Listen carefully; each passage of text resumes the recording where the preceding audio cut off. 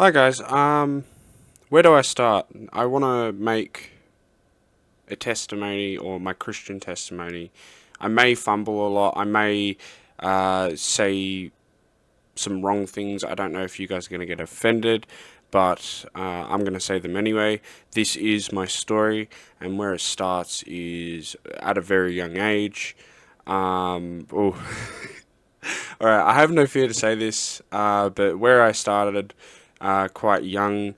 Let me just say that I started. I'm just gonna say porn, or I'll just say the p word, so I don't get striked on YouTube. So at a very young age, I started watching the p word. Um, at like 8 years old, I felt like there was a voice that was telling me to go watch the P word. And in depth, I'll go in depth on that one a bit. So what was happening? I was sitting at home with my brother. He didn't watch it or anything like that, but I heard this voice tell me to go look in a certain area, and I know I'm going full in at the start, but this is where it all basically started. How I got basically cursed with p word addiction. So I heard this voice in my head, and I didn't realize it until like recently that was an attack from Satan. And I know you unbelievers won't believe that, but I know believers will. That Satan is real.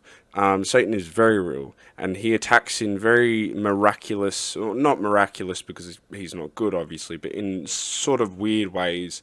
But anyway, I'll move on from that. It was, I don't think it was Satan, like Satan himself, but it was some sort of spirit telling me there's like, because obviously the spirit would know, to go look at a certain area of the room that I was in, and somehow I didn't know beforehand about the p word and the DVDs or whatever, but what had happened is he's like the spirits obviously whispered, go in that corner, and not knowing, even knowing about the p word and what was in that corner, it's got to be a spirit. But I didn't think of that. I didn't know anything about the spirit realm or attacks from Satan or anything like that. But anyway, I ended up watching it, and then I got addicted to it from there on. Then as I'm growing up, a lot of bad stuff happened during my childhood. Obviously, I forgive my parents for it and stuff like that, and I don't want to bring it up because obviously parents need to raise their children how they raise their children. I got abused, not sexually or anything like that. I'm not saying that's what I got. I'm just going to be truthful, obviously. Just a lot of smacks by the belt and all that kind of stuff. Back when parents used to do that and that type of stuff. Obviously, it's not okay now. I guess it wasn't ever okay, but that's how our parents back then disciplined the children, and it's still not okay. But obviously, I've forgiven my parents for that.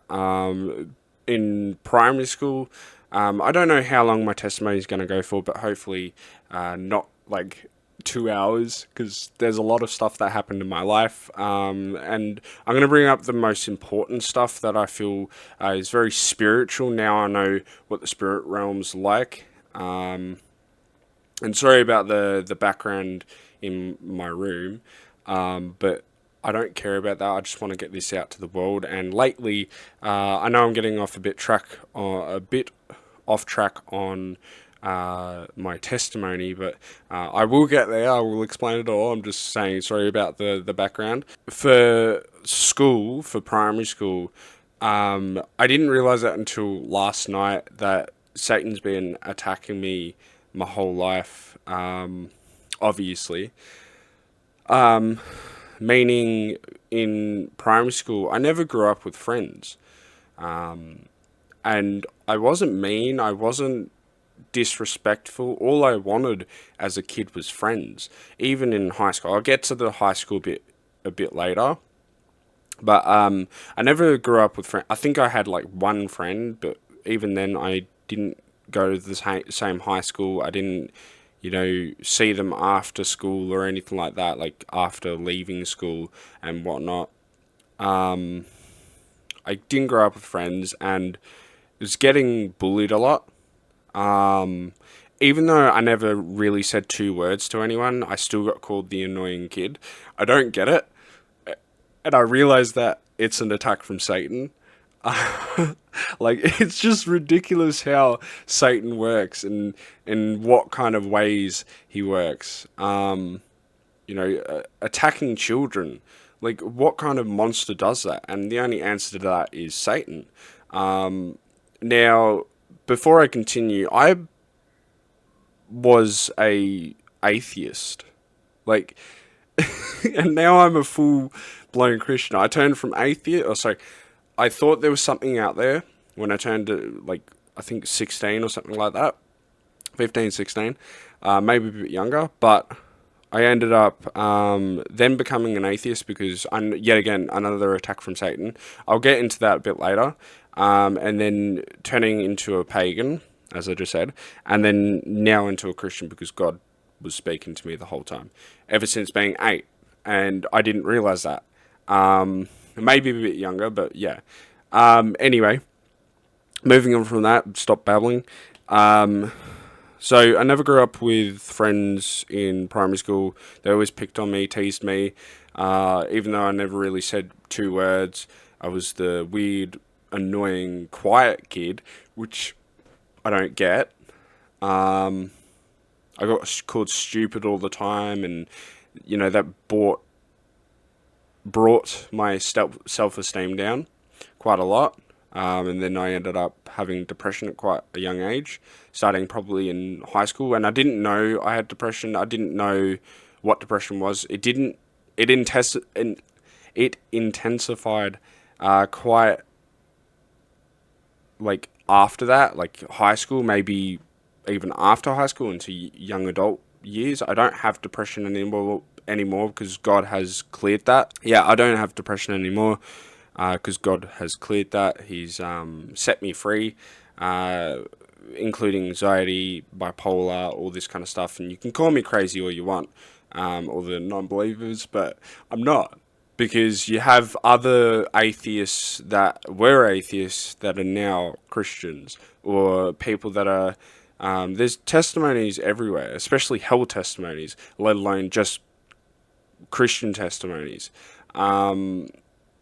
People being Buddhists or Hindus or, anything like that, or atheists, as I said, turning to Christians, as Christians. Why would they do that if they didn't believe it beforehand? Why would it not be real if they didn't believe that beforehand? Like, it just doesn't make sense to me. Or it didn't back then. Now it does, because God is real. And I'm telling you right now, God is real. His voice is that little inner voice that you hear, like, oh, is that a good idea to do? Like, that's the best way I can describe it. It's that little, it's like your intuition. But that's more Holy Spirit, or that's more your spirit, man. That's where deja vu comes from. It's your spirit knowing that you're in the right place at the right time. Whether it's a bad situation or not, it's telling you that you're meant to be there, meant to go through that. But I'm getting off the path. Sorry, it's meant to be about my testimony, not really about experiences, well, my experiences, but not really about, the Christian experience. And what we go through, or even atheist experiences and what they don't understand. Continuing on from that, so throughout, this like first 7 years of school, because back when I was going to school, primary school, there was only 7 years. There wasn't like year 6 and then you go to high school. It was year 7 and then you go to high school in year 8. By the way, I'm from Australia, if you can't tell by my accent. But moving on from that into high school. Before high school, there was a lot of accidents that used to happen to me. Like, I was very accident prone. I've fallen off my bike more than once. I've fallen off a scooter. I've broken my arm. I've broken a toe. I've stepped on. I'll go a little bit into as an adult here. Cut my finger, quite like severely. I cut my thumb, almost chopped my thumb off. I'm not going to go into detail on that. Stepped on a dog bone, almost got blood poisoning. Just a lot of stuff happened, and I know now that that's attacks from Satan, because he knew that I was going to be doing this. He doesn't want this to happen, and he knows, like, every time he attacks me, he knows that it doesn't stop me from putting this out here. Like, and I know that Christians are only going to really understand this, if this gets out to the believers, and I feel like God's been wanting to, I just know it, that he's been wanting me to put this out there. Even all the embarrassing stuff, or the cool stuff that's happened to me, or the weird stuff, I'm still going to put it out there anyway. But moving on from all the injuries happening as a kid, like falling off my bike and stuff, I know that kids go through that, but the amount that I've been through with that kind of stuff, like, I was very, very, very accident prone as a kid. Still, like, as an adult, not really anymore. Like, I might stub my toe or something like that, but that was because I've, like, not watched where I've walked. But compared to, like, breaking your arm and stuff like that, where you've actually really hurt yourself, that's what the curse of being accident prone is. And it is actually a curse. People can be set free. I don't know how to deliver just yet, because I haven't had any practice, but I will probably upload a video once I do some more self-deliverance on myself, to make sure there's nothing there. But continuing on to high school, yet again, it's the same story as primary school, but this time it actually got worse, with a lot of physical fights. And I know Satan was attacking me definitely then. I think I had, before I get into that, I should say, because I'm going to muddle my words up otherwise, year 8, the first day of year 8, I think I was heading towards the homeroom, the first room before you go to your first classroom, or your first class. I don't even remember what the first class was. I was walking down this, not even a flight of stairs. It was just like these 4 steps.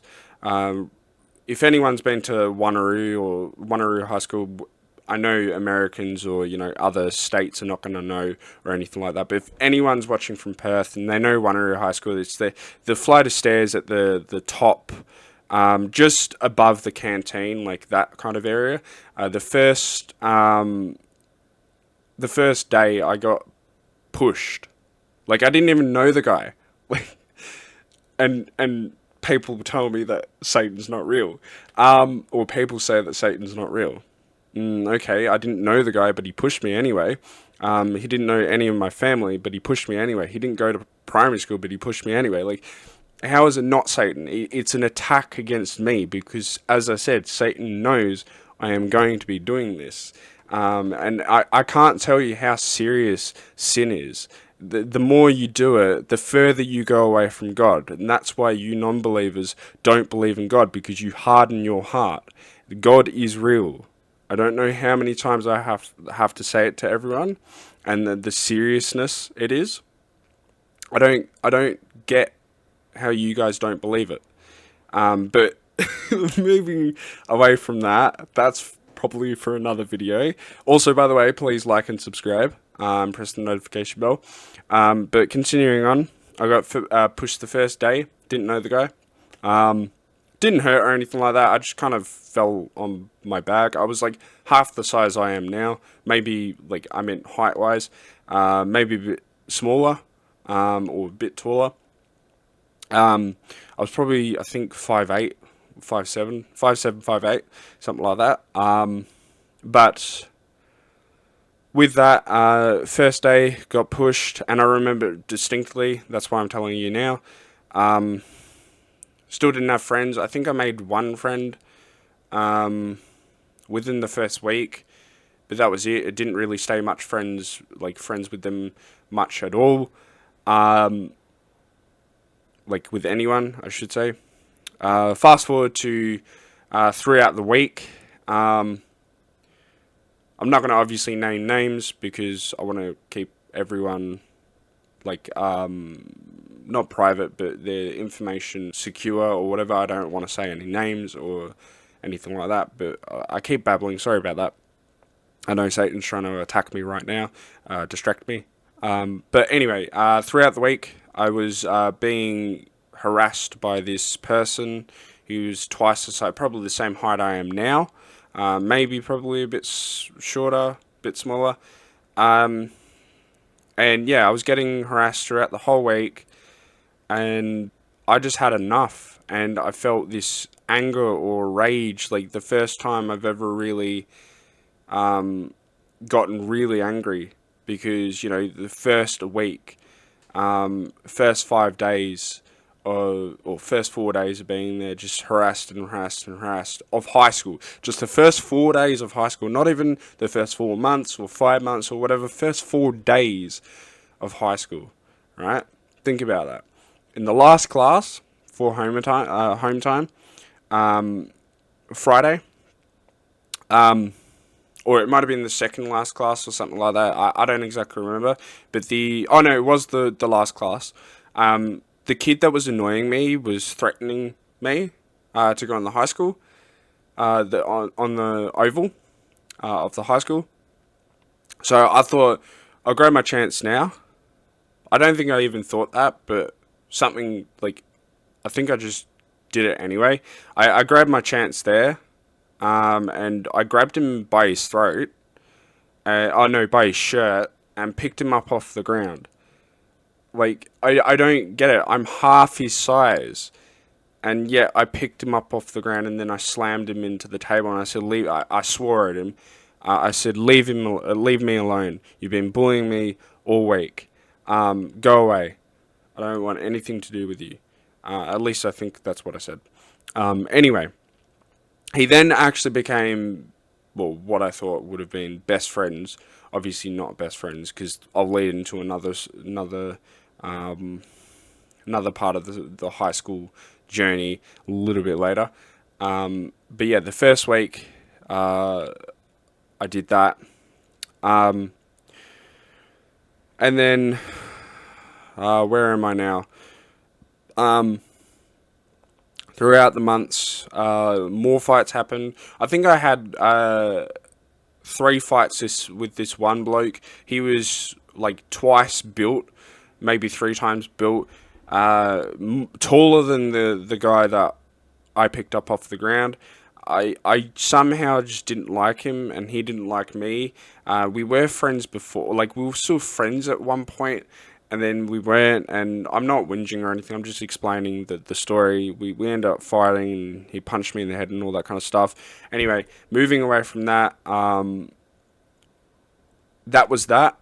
If I forget anything, I'm sorry in advance. I'm not going to make another video on this. This is just what I've been through, and these are all attacks from Satan, if you guys haven't realized. Like, just because, as I said, he knows, he somewhat knows, like, there's spirits that watch you every single day, what you're doing. It's not just God. It's all spirits. Like, they're called monitor spirits. They monitor you your whole life, and that's why anyone that sees ghosts of dead family members or dead friends or whatever, they're familiar spirits. The monitor spirits work with the familiar spirits so they can haunt you, so they can fool you, and then you can contact the dead, and it's just wrong. It's a sin. It's wrong. Why would you want to contact the dead? They're probably in hell. Like, it's that simple, guys. That, like, anyway, moving on from that, from the guy that was twice my size, or a little bit taller than the other guy, got bullied by him. Well, not really bullied, just we got into fights and stuff like that. The next bit, I don't know all the events in order or anything like that. I just know that these all happened during high school and whatnot. Next, I was sitting at the library, and I don't think this is an attack from Satan, but I remember this vividly. It probably was, maybe not. I'm not going to make accusations or anything like that, which is another attack that he does. He puts thoughts in your head to accuse people without proof or without any reason to. And finds little bits of information to attack people, which recently just happened to me. I'm not going to go into details with it or with the people that it happened to. And I repented of it. It's as simple as repenting, having a relationship, and having faith.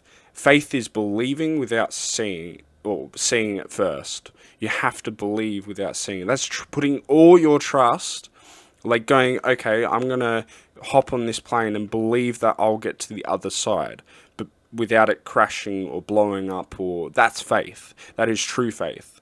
It's not biblical faith, it's true faith. It is faith. It's putting your trust in an airplane to get to the other side without blowing up or crashing or anything like that, which most people do, and it's not just because it's safety statistics or whatever. It's true.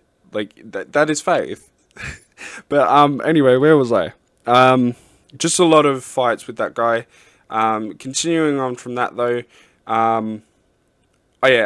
so my brother, it was an accident, which makes me think it's not an attack from Satan.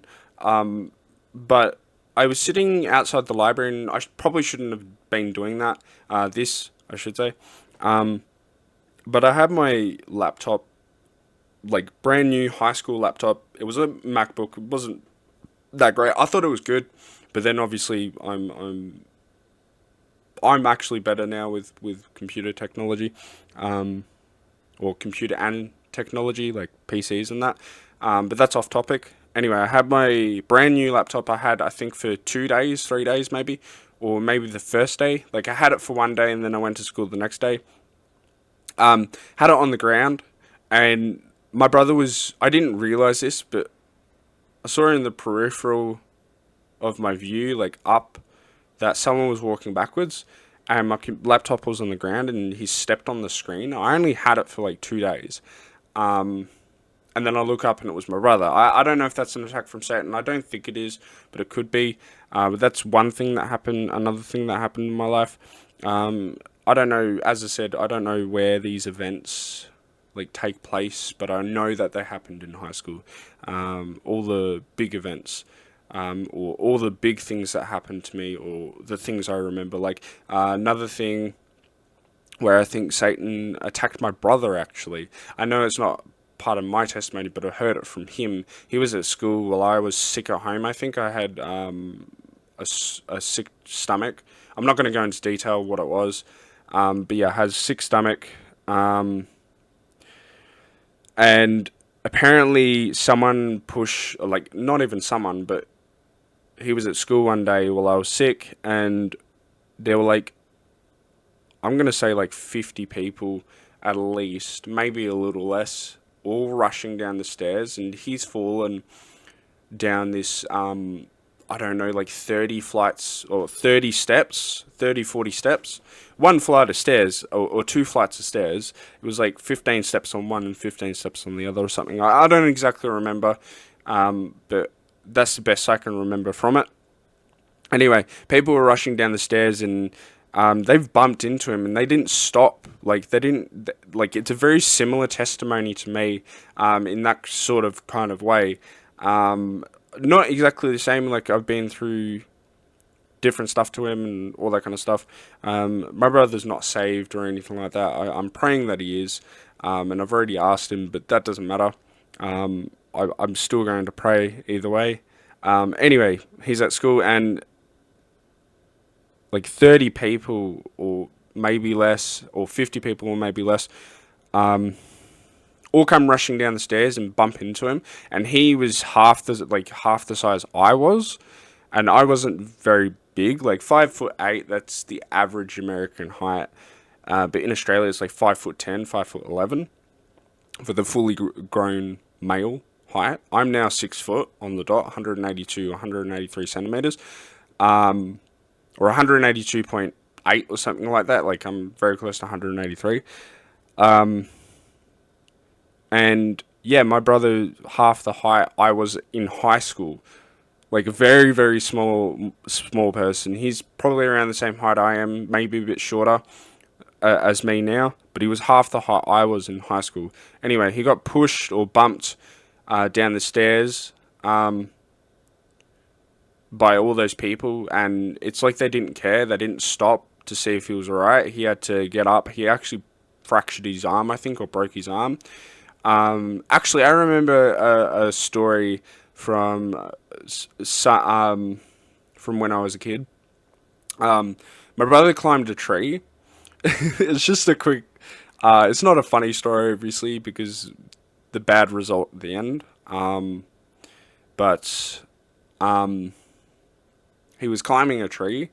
I think we were as well. I don't. My sister and I as well, but I don't exactly remember. He climbed a bit higher than us or something like that, and then he lost his grip. We obviously didn't think of about any of that. We didn't think of it. We didn't think like smart about it or anything like that. He's lost his grip and fallen out of the tree and fractured his arm, green stick fracture or something like that. And before I jump back into the high school thing, I completely forgot. Back to when I said a broken arm. I've actually broken my arm before. Like, you can't see it very well on camera. You can see the scar there. I can't twist my arm that way. There we go. Yeah, when I was 11, I was practicing soccer for school, and I was really good at soccer. Nothing really interesting there. Nothing demonic or spiritual there, but I was, and I don't think it was an attack from Satan. It was just my own stupidity, which I think's a curse. I'm not entirely sure. I could be wrong.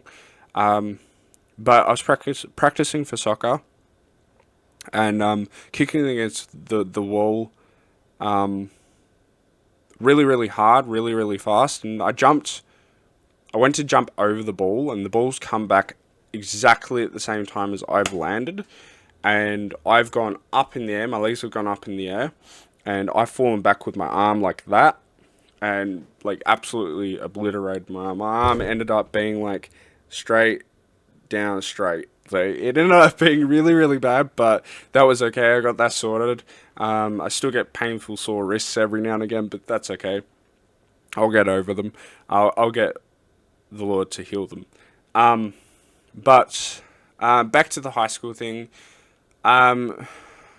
So with my brother falling down the stairs, he, I think, broke his arm or fractured his arm or something, or really hurt it. I don't exactly remember. But during my months, I think year 9, I'm moving into year 9 now, because I think the rest of year 8 didn't really have much. It got worse in year 9. Not so much a lot of bad stuff, like a lot of bad stuff happened to me, but a few bad stuff did happen to me. So I think it was at the beginning of the year, or maybe like almost quarter way through the year. I don't obviously, I'm not in trouble anymore, and it was on my juvenile. I would have had a juvenile record, just for heads up, but I ended up not having a juvenile record. Just YouTube for a disclaimer. I'm not out for a warrant, or like no one's searching for me or anything like that. It happened when I was like 13, 14 or something like that. Maybe, yeah, 13, 14. Or 14, 15. One of the two. So with that, I got tempted into breaking into a house by that guy that I picked up by his shirt. We were friends for year 8 and stuff like that, and I hung out with him, and they were just terrible, and I realise that now.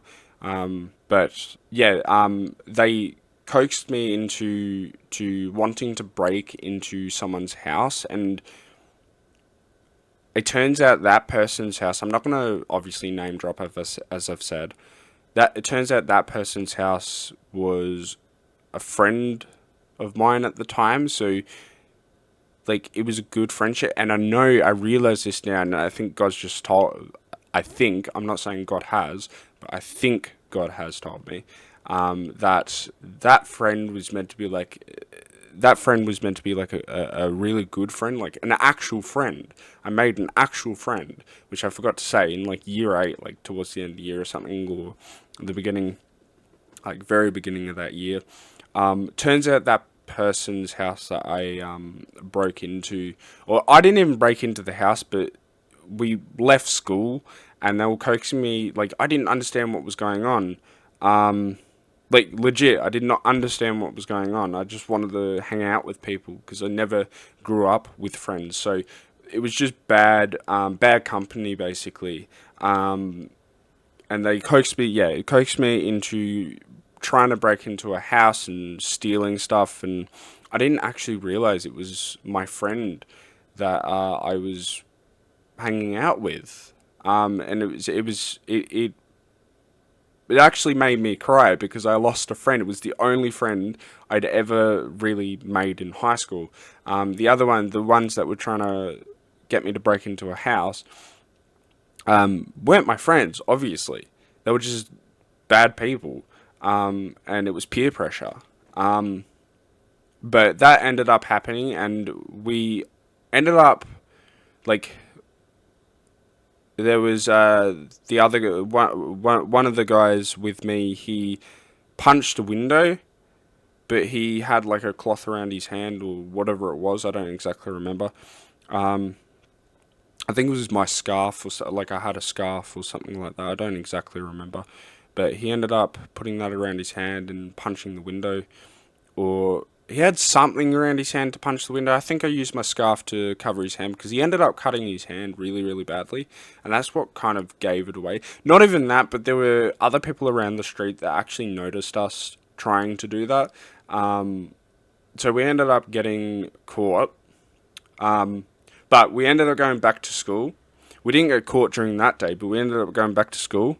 Or it might have been the same day, I think. So we ended up going back to school, and there was like an assembly. We were running late to go back to school. Um, anyway, we were running late. We got back to school, and I think after school, I got taken down to the police station, and the other two guys were giving false stories. Well, sort of the same story, but they were saying different words, and I just said it truthfully. I came out with the truth. They were trying to like hide it and stuff like that, but I said the full truth. Um, and with that, I'm lucky because it was the first ever offense that I actually did. So I didn't end up getting a record. So I ended up not stealing or trying to steal anything anymore. And obviously, I've repented of that, and asked for forgiveness. But yeah, I ended up doing that. Um, got in trouble. Didn't get a record or anything like that. But now that I'm an adult, my slate's clean. I've never been to juvie or prison or anything like that. I don't plan on doing it. I think that's what Satan was trying to do to me. Because I realized that was an attack from Satan now.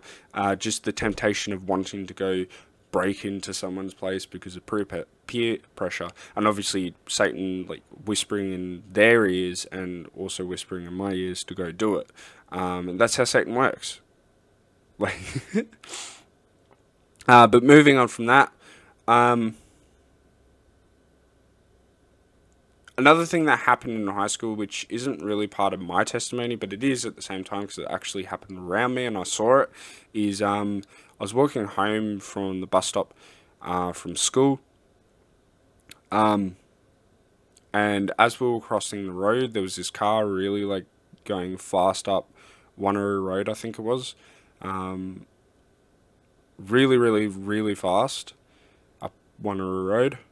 Um, he actually, because it was a he, the driver, in the car going the normal speed limit, and then I heard the engine actually like rev up and start to take speed, and this girl was crossing the road, and all of a sudden this car's just like collided with her, like hit her, and as her leg, I think it was her right leg, as it went to go out, like her right leg kind of bent in an L shape or reverse L shape or whatever you want to call it. Not reverse L shape, but 90-degree angle.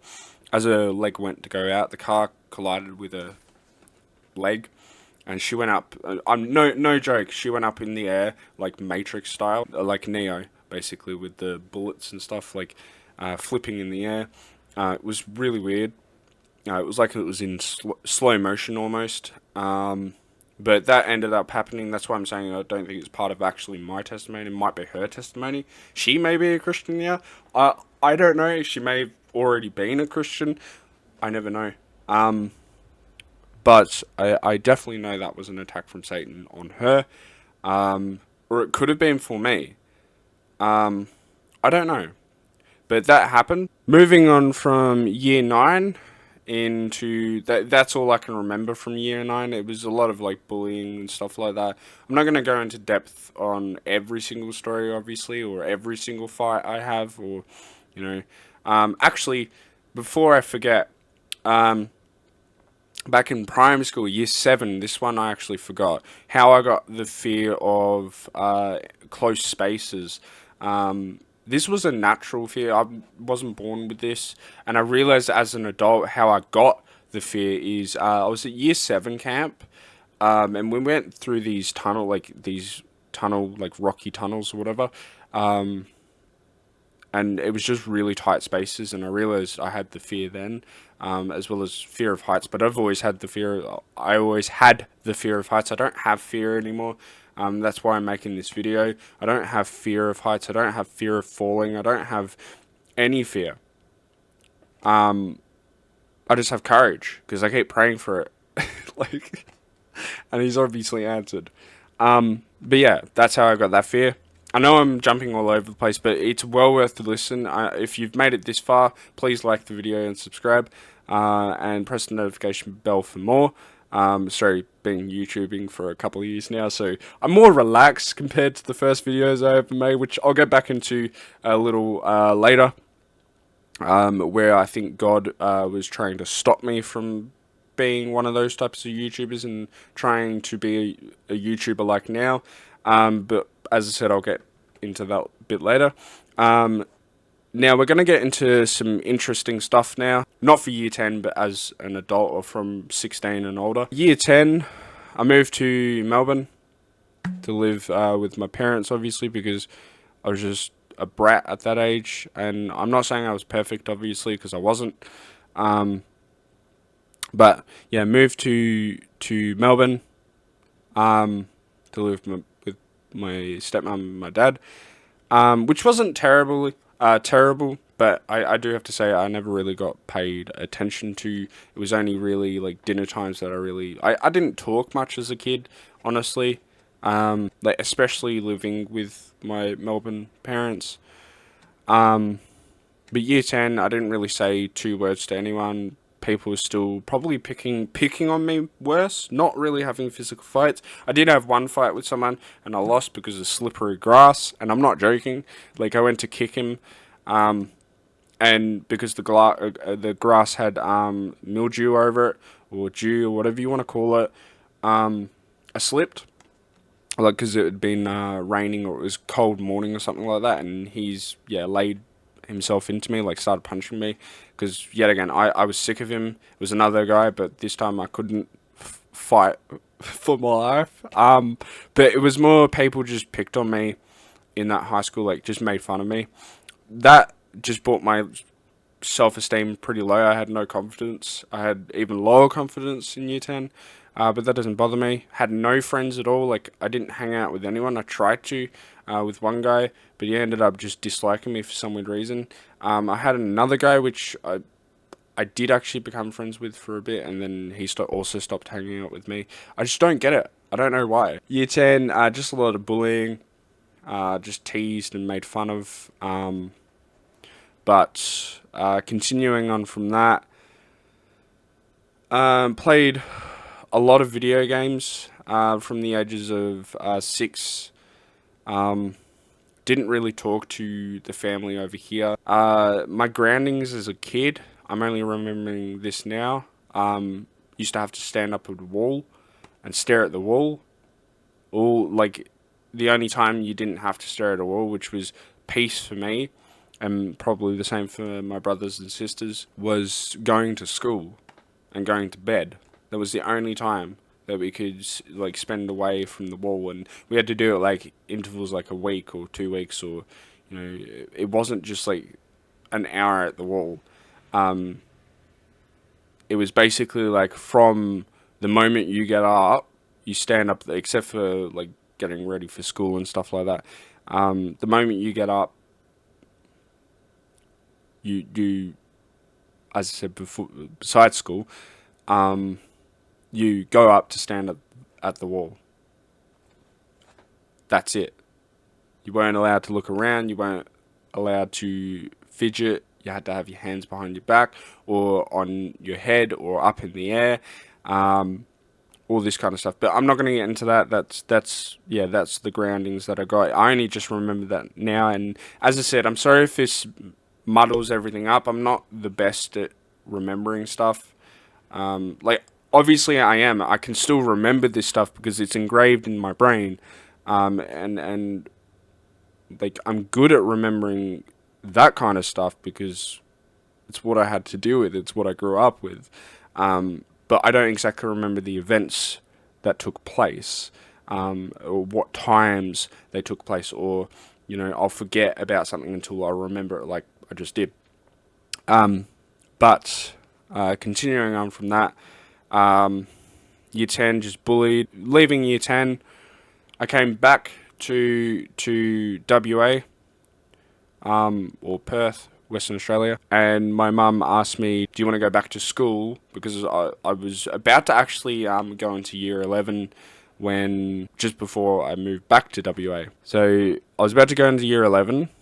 Like literally, I think I was in my first week of year 11, or just literally about to go back to school for year 11 in Melbourne. But I ended up going back to WA, and my mum asked me, "Do you want to go back to school or do you want to work?" And I said, "I want to work," because I was sick of being bullied. Like it was so harsh on me, so harsh on like my feelings and all that kind of stuff. I was just sick of it, so I just said I want to work, and I would love to go back to school now. If I could go back to high school as a teen again, or as a person that's primary school age, with the confidence and the way I am now, I would. Not as an adult, obviously, because it's all children. I'm not saying I want to go back to school now. As an adult, I want to go back to school. I would go back to school if I was a kid, but with this confidence, just to cut out all that confusion there. But so I came back. Actually, before when I moved here, now that I remember, I got my first job ever, which was good. Saved up money. I think it was like $600, and then bought a ticket and came over here, and then explained all the year 10 stuff. Because I think that's the original reason why I left WA, because I was getting bullied, and I wanted to see if it was different in Melbourne, and it turns out it wasn't. And I know a lot of kids are going through it, and I just pray that kids I pray that the Lord helps these kids get through high school, get through with their emotions, get through with depression, anxiety, any eating issues. I pray that the Lord breaks in Jesus' name, and that He helps the kids or the teens with their issues. In Jesus' name I pray, amen. Sorry, I had to do that quick prayer because it's a struggle out there. But moving on from that, and I actually might redo my whole testimony eventually. I'm just gonna do a raw footage testimony, just straight out of a video. But the next time I'll probably write a script to read off of, and yeah, have a better video of it. But the Lord's just been wanting me to put this out there. Moving on from that, so yeah, my mum asked me, do you want to work or go back to school? And I said I want to work, obviously. I eventually found a job, and this is when the interesting stuff comes up. And that's when, yeah, everything fell from there. Like, not bullied or anything like that, but just my life. Like, I'm better now, obviously, but that's when Satan started really attacking me, started putting all the temptations because of my low self-esteem and all that kind of stuff. I still didn't have friends. I still did not have friends. Even when I went to church the first time, which I'll get into, which leads me to where I am now, because God was putting on my mind to go to church first, to the first church. So got my job, and I don't remember much of working there, but I do remember, I think I was there for 11 months or something like that, and obviously my parents that I was living with at the time were sick of me living there. I should have had a full-time job, but that was difficult to do during Christmas time. I think I was, yeah, there for 11 months. Before I jump into that though, there was something that did happen to me when I was still working there. How do I explain this? So I stayed out with a bunch of friends that were homeless because I wanted to help. I wanted to hang out with them. I wanted to see if I could be friends. Turns out they weren't true friends. They weren't friends at all. They weren't enemies either. They just weren't. They didn't like me. No one did. Just a lot of bad stuff happened. A lot of violence. Still being made fun of. Just not as bad as in high school or whatever. But yeah, it got to about 11 months. Oh yeah, so I was staying with friends in a tent and all that kind of stuff. I got invited to this. Oh no, I should start with this. Sorry about this, guys. How I started smoking. This is the first drug, like it's drug, obviously legal, that I ever took. And yes, I have done drugs before. I'm gonna get into that. Don't worry. If that's what you're here for, then I don't know why you're watching this video, because it's not the main reason why I'm a Christian and why I believe what I believe today. But how I started smoking, which was another temptation, obviously. It wasn't even like someone offered me the smoke, and I was 16, 17. I can't exactly remember. It was 10 or 11 years that I've been smoking for. Obviously I've quit now. But the first temptation, proper, like, besides the P word, that I got offered by Satan, or like he put into my head to ask, was, can I have a cigarette? I want to see what it's like. Like that it was a lie from the beginning because he was trying to kill me. But yeah, so I was hanging out with friends, yeah, they're not enemies, but just fake friends. And the thought came to my head, can I have a cigarette? And they're like, you don't smoke. And I'm like, I just want to see what it's like. And then obviously it's trapped me into smoking, and I smoked for 10 or 11 years. Maybe longer, I don't exactly remember. On and off. I did quit once or twice before. I've fully quit now. I don't want to smoke. I don't want anything to do with drugs or smokes, or not even paracetamol. I have the Lord as my healer and all that kind of stuff, which the prayers do work. You have to have faith and be a believer to have your prayers answered. It's written in the Bible, not exactly word for word like that, what I just said, but that's how prayers get answered. But continuing on from that, like, we have free will, we have choice to do it. The only reason why God doesn't want you to do it is because there are consequences in the spiritual realm. Every time you do it, there is something happening behind the scenes which no one can see. No one can see. But we know what happens. We can't see it, but we know exactly like what is happening behind the scenes because it's written in the Bible. I don't know the scripture for it, but like every time you masturbate, for example, and sorry about that word, I didn't want to say it, but I just want to be truthful. You get a spirit of like lust, or unless you have the Holy Spirit and you repent, obviously. Unrepentance leads to spirits, and not being a believer leads to like spirits. And these are bad spirits. These are all demons. Every single ghost you see is not of your dead relatives or anything like that. It's demons, and that is the truth. That is 1,000, not even. I was going to say 100, not even 100, 1,000% true. Even though it's not really a statistic, being 1,000% true, at least it's 100% true. They're all demons.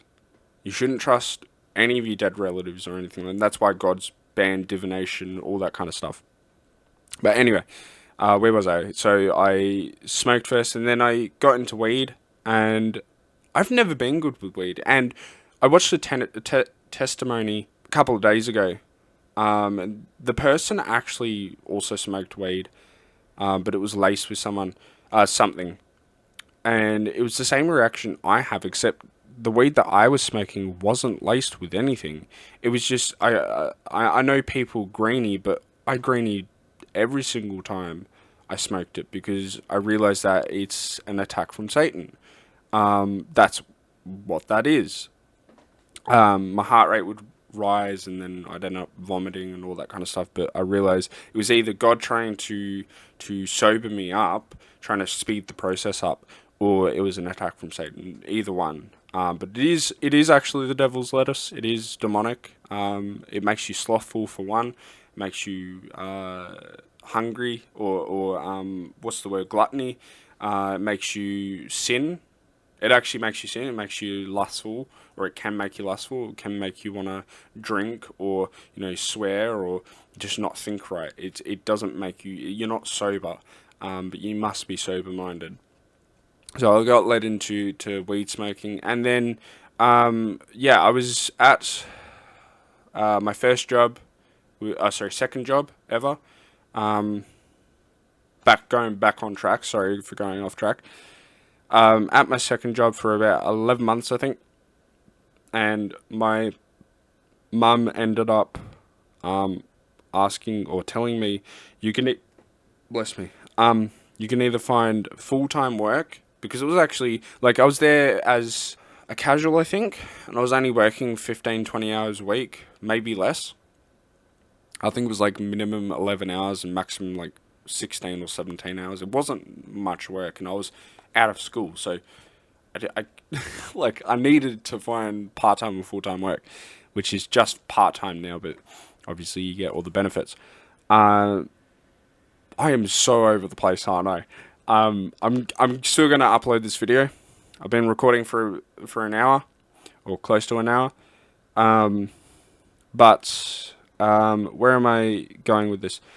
So my mum asked me told me, go find full-time work, or move out. And I couldn't, because it was Christmas time and there was no full-time work. It was all casual positions, and my work wouldn't allow it. Or that's what I thought, until I think it was a week later. And I was like, I can't. And I ended up just moving out, because obviously my stepdad and I weren't getting along and stuff like that. Like, we've never really gotten along. But anyway, I'm not going to go into that. I ended up moving out, and the day I moved out, I had someone, which I understand is Satan at the top. Like, not Satan didn't come up to me, but I know it's an attack from Satan to lead me into where I'm about to go next. And I've had a pretty wild life, if you can't tell. A lot of people haven't been through what I've been through. There are some people out there that have been through like way worse stuff, or like just weirder stuff or whatever. But this person walked up to me, and I'm like, oh, he saw the bags that I had. I packed all that kind of stuff. I moved out. I had nowhere to go. He walked up to me and asked me, where have you got your bags? And I said, well, I've got no place. And he's like, why didn't you tell me? And I was like, okay. And I ended up moving in there. And then the first time I ever did drugs, like really hard drugs. It was methamphetamine. I'm clear off it now. I don't want to touch it. I'm not tempted by it. I screw methamphetamines, and I pray that people that are on them get off them. I pray in Jesus' name that you get off the methamphetamines and get rid of that demon. It's a demonic drug. It is literally probably worse than weed, and a lot more addictive and a lot more well, I don't know if weed is deadly. I think so, but you'd have to smoke. I would think that you'd have to smoke your weight in weed, which would be impossible. Like you wouldn't be able to do it because of all the loss of calories or that's why I think you could die off on weed, but it's not possible because you can't smoke your weight in weed. But yeah, um, I moved in with the guy, and I think it was the first night that I moved in. He was living with someone else, which I didn't actually know that person, the other person. He offered me methamphetamines because of my low self esteem. I didn't know about that drug at all. I'm not gonna like tell you my experiences of what I experienced like while on it or whatever. Like I'll tell you what all the interesting stuff that happened to me. He offered me the methamphetamines, and then I've taken it.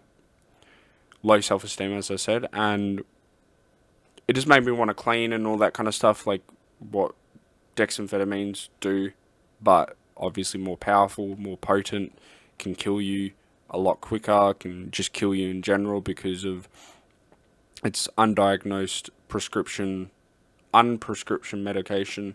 Oh, it's not medication, but you get what I mean. It has all the chemical, like way worse chemicals in it than what dexamphetamines has. But it made me want to clean and all that, um,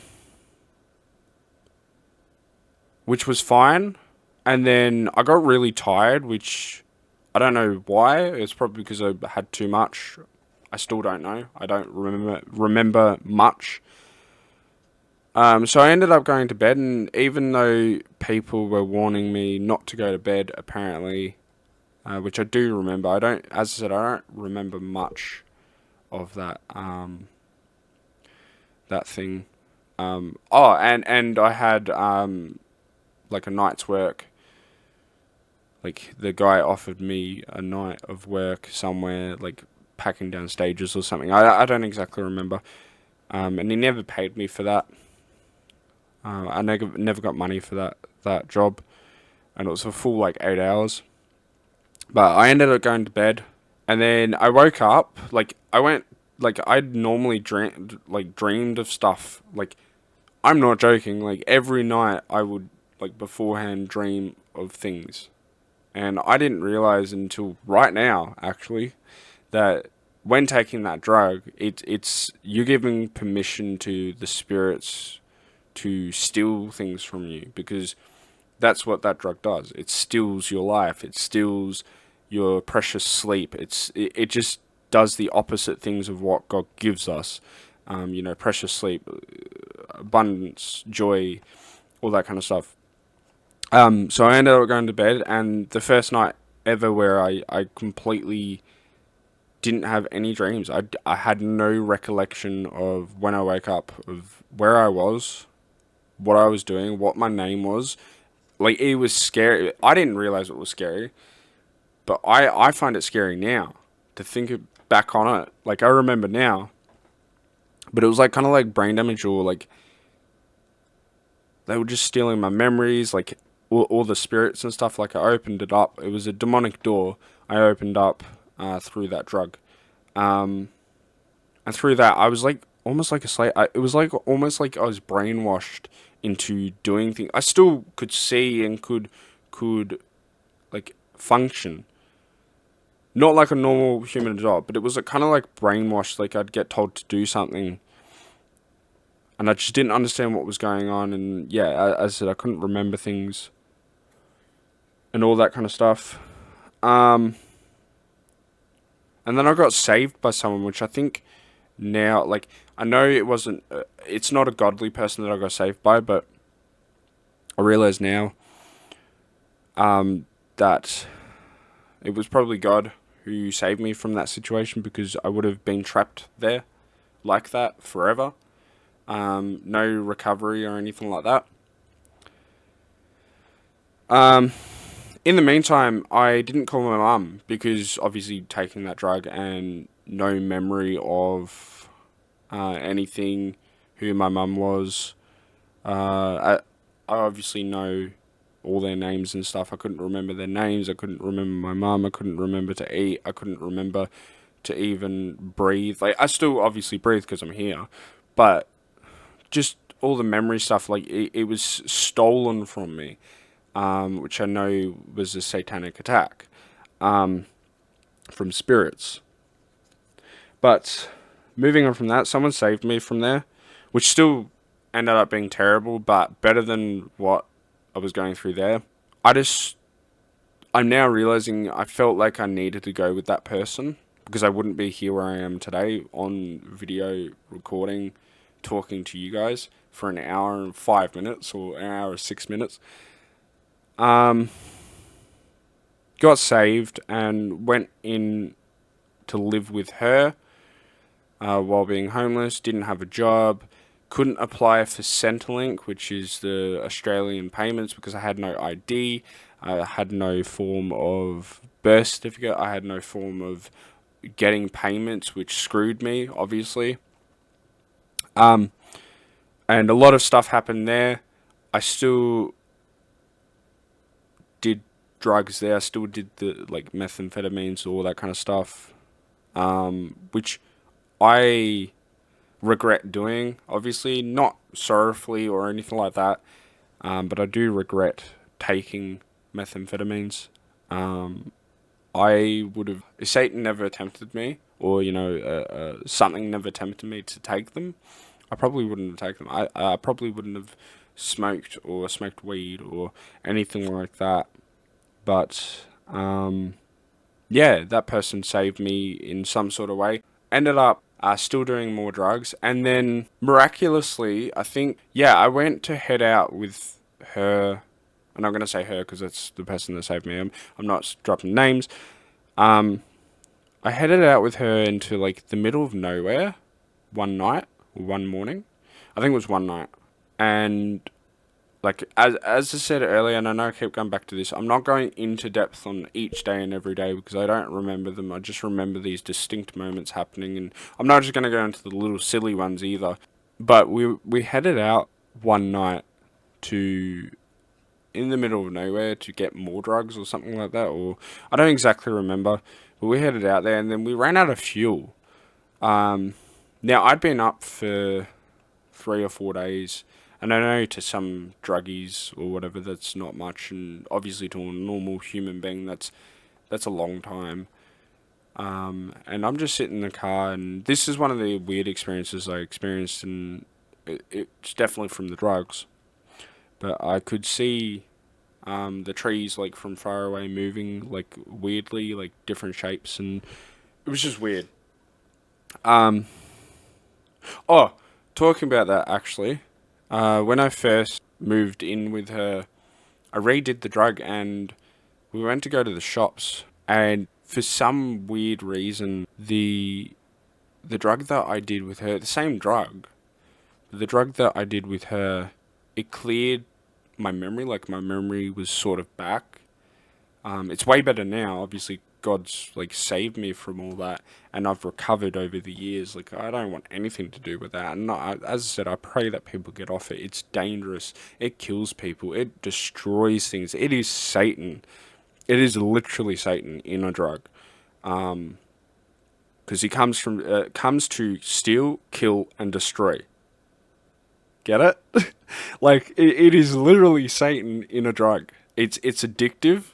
It gives you temptations to do things, and then it steals from you, it kills you, and destroys families, or it destroys things.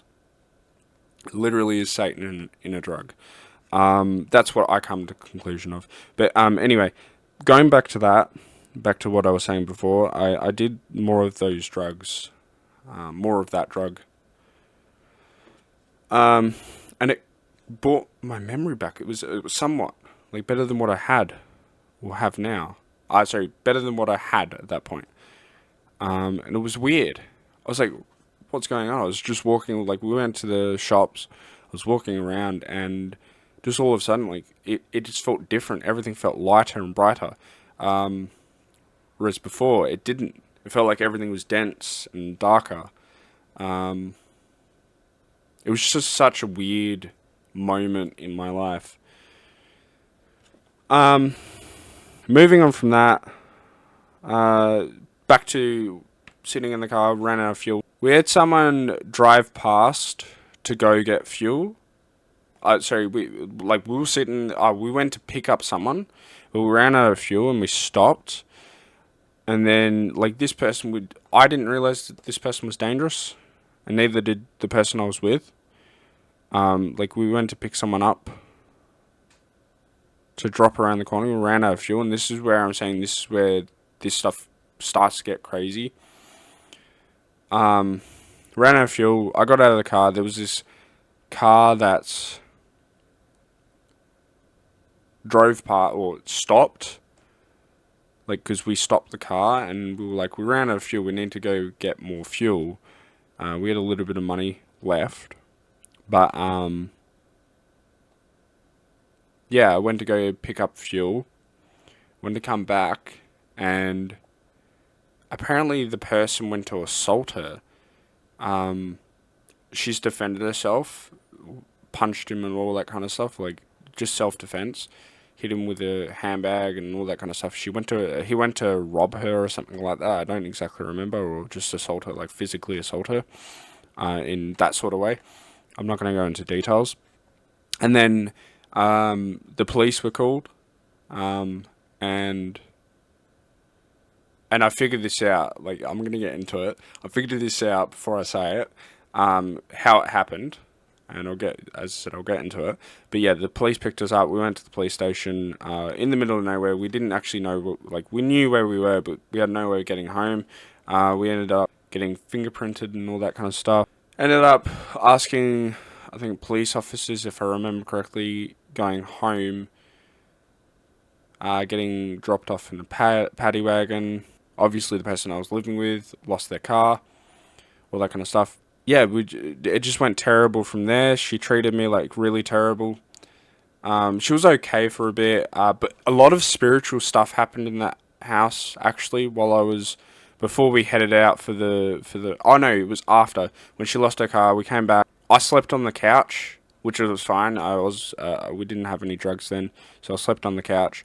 When I was sleeping on the couch, she was in the room.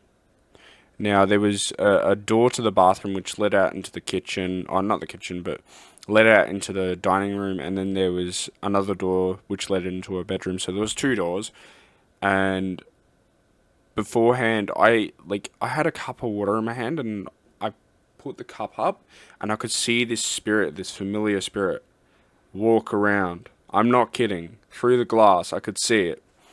Just this like looked like a boy that was like 13, maybe be younger, 11, walk around, and I had this like, it was a weird face, but it looks like it wanted to just hurt things. But anyway, that was one weird thing. And the person I was with didn't understand it. I didn't understand it. I didn't even believe in spirits then. I didn't like, I'm not kidding. I did not believe in anything like that. And that's what led me to where I am today, because I turned to spirituality. But I'll get into that.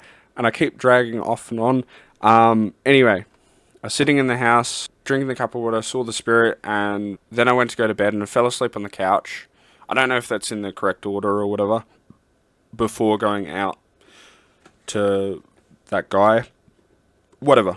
I was on the couch, and then, I'm not kidding, like this person didn't believe in ghosts. I didn't really believe in ghosts. But up until the point where I saw the glass, like up until the point I saw the glass through the glass, I didn't believe in ghosts, but or spirits or whatever you want to call them, demons in my opinion, because that's what they are.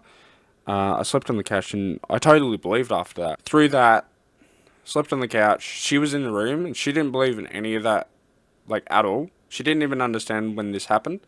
But sitting in the room, and all of a sudden the doors, like both the bathroom door and her bedroom door, slam at the same time.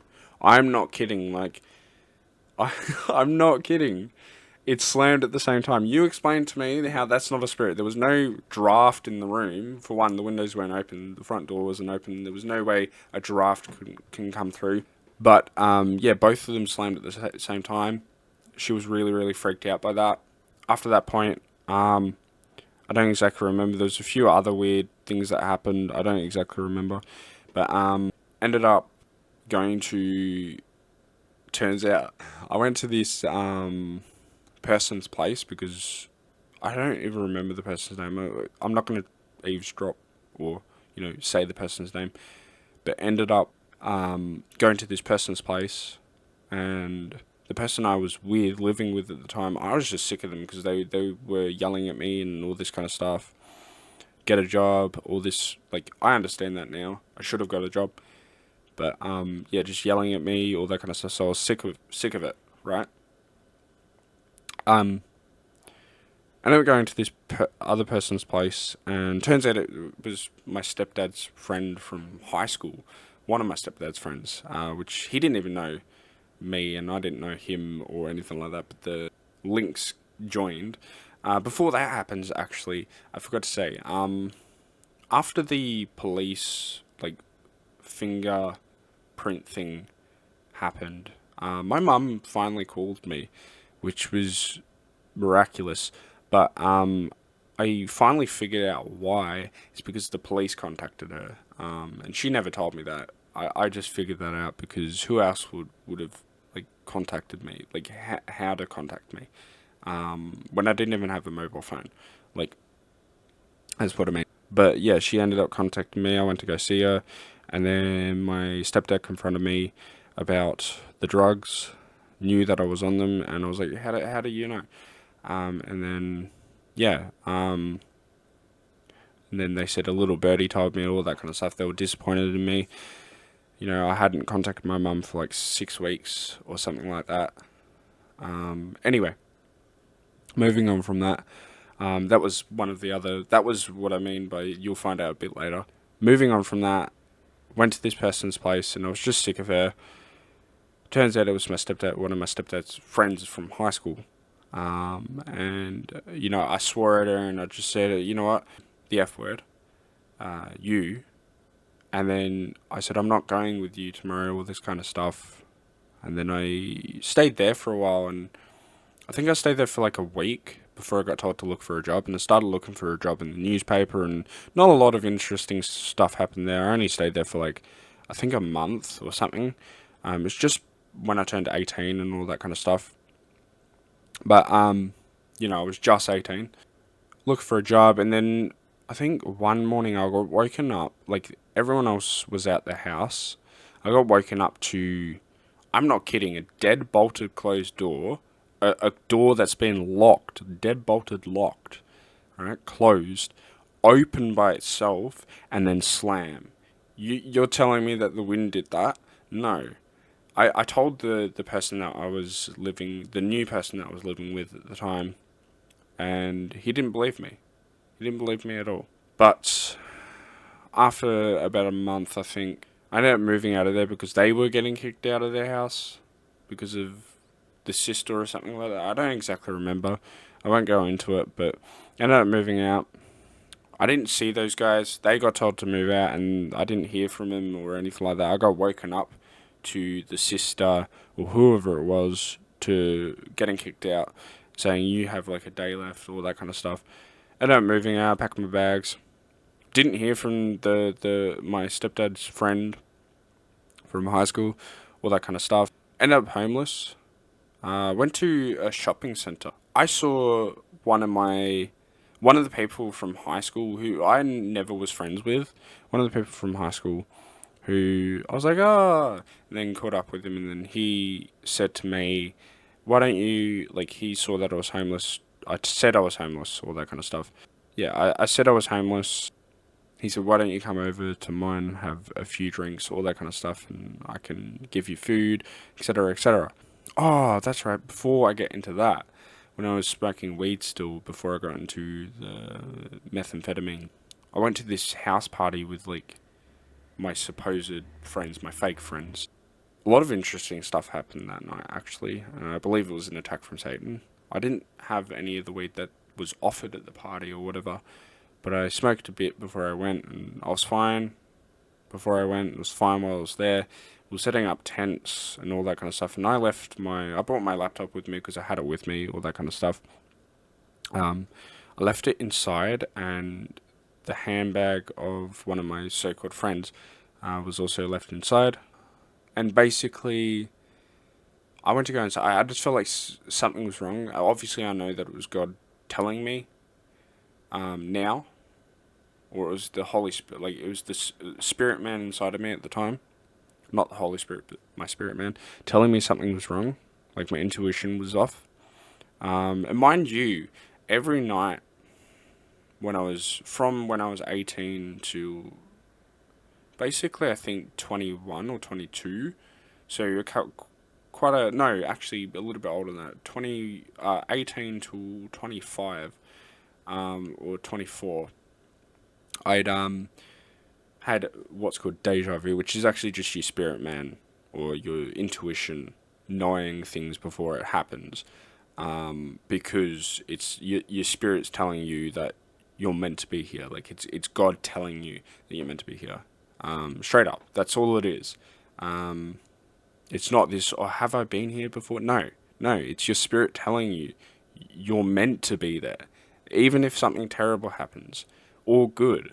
It's just telling you this is the recorded time that God has put down for you to take action on that specific event. That's all that is. Alright, moving into the person from high school's place. After he asked, because he asked me if I was working, I said no to that person that I used to go to high school with. And I said no. And ended up getting a job there because his dad said yes. Worked on a farm for like a year. And in the meantime, I'm not going to drop names, obviously. I know this is an attack from Satan because, yet again, more drugs offered. The same drug. Because it's a trap. It literally is a trap. It's Satan's drug. It is Satan in a drug. Nothing happened much. Worked there for a year. This one event happened, actually. Or two events now, I'm remembering. I saw a UFO, I think, because it was all pretty lights and then it went off really, really quickly. And it was before any drones, whatever. Before any, like, good ones of those. It was a colourful light. And just really, really quickly. Like, faster than I've ever really seen. Which is another story I'll explain a bit later. The other event that happened was I was in my room and him and his girlfriend were fighting. And I don't like fighting. It's what I grew up with. I never explained that, but it's what I grew up with. Just a lot of fighting, arguing, all that kind of stuff. So I didn't like it at all, one bit. It actually angered me. It didn't make me scared. It angered me because it got my blood pumping and wanting to fight. I don't get it now because I don't get angry. Like, I may get annoyed, but I don't actually get anywhere near angry or even angry at all. And yeah, so I had my TV on like full volume and I was just sick of the arguments because they argued every day. Argued every single day. And he came to my room and I'm realizing now it's another attack from Satan because it's provoking me, tempting to provoke me to violence. I realize that now. And I'm only just realizing it now. Actually, there was 3 interesting events, but I'll get to the next one. Anyway, he came to my room and provoked me, and I told him to shut up and swore at him and all that kind of stuff, and then he punched me, and I just had enough. I just picked him up yet again, like he was heavy. I don't exactly remember how many kilograms, but picked him up by his shirt. Or his neck, actually. I picked him up by his neck. And I'd never worked out in my life. I wasn't strong. I wasn't anything. Like, I wasn't near as strong as I am now. Or anything like that. Ended up picking him up by the neck, throwing him on the bed behind me because it was in my room, obviously, and then started laying into him, elbowing, punching him, all that. I'm not proud of that. I'm not happy with that.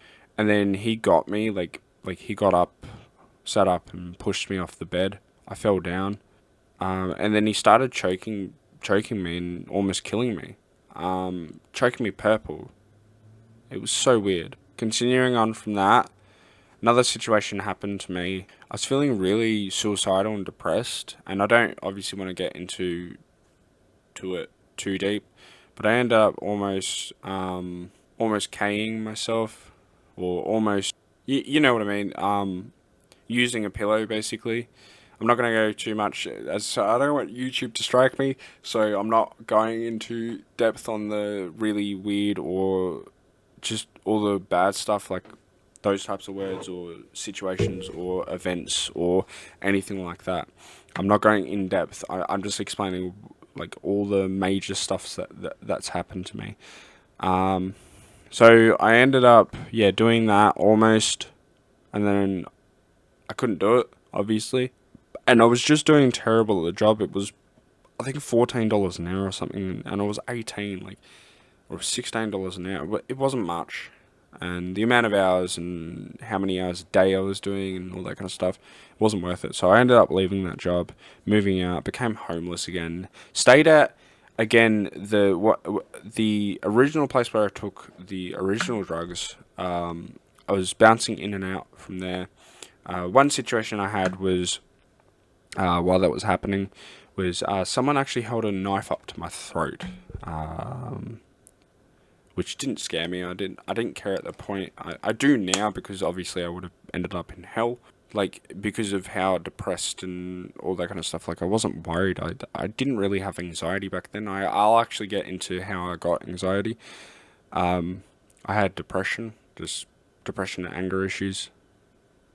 During my actual, I think, 17th birthday, I ended up drinking like a liter and a half of Jim Beam, I think, straight. Because no one was, you know, not paying attention to me, but, it was my birthday. Like, it was meant to be a celebration for me, and I'd never had like a proper birthday. I just basically had the basics like cake and dinner, and that was it, and presents.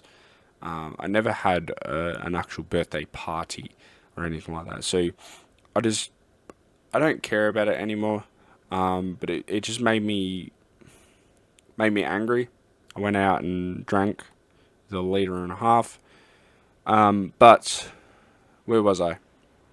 I'm so sorry being all over the place. I'm making this as raw footage as possible. Also, please like and subscribe if you haven't already. I am going to, after bringing out my testimony, make more videos. As I said, the Lord's been putting this on my mind to speak, and I know this is a long video, and I know most people don't want to watch long videos, but I'm going to release this anyway, and I'm going to see how many people actually watch it. I'm going to pray for the Lord to spread it out to the world, and I will pray at the end. I will also try and do like deliverance videos and all that kind of stuff, more Bible teaching, because I've always wanted to be a teacher. That's like an actual teacher. But I never knew how to or if I would be smart enough, and then obviously God's put it on my, like, as my will.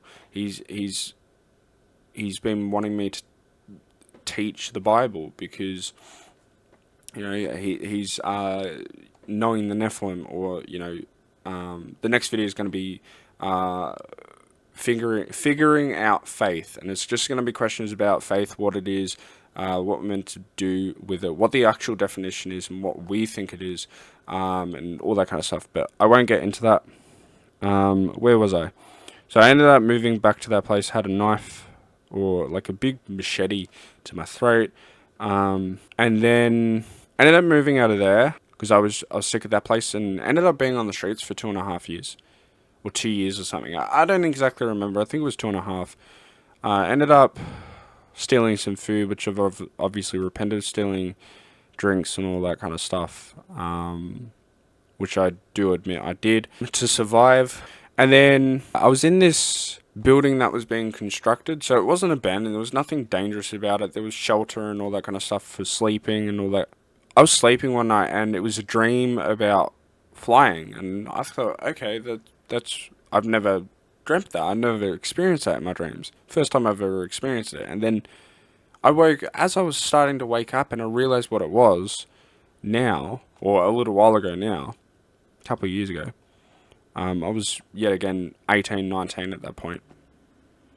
Um, as I was waking up, I could feel myself start floating, like start lowering myself. Like, I'm not joking. Like, I was floating off the ground. I am not joking.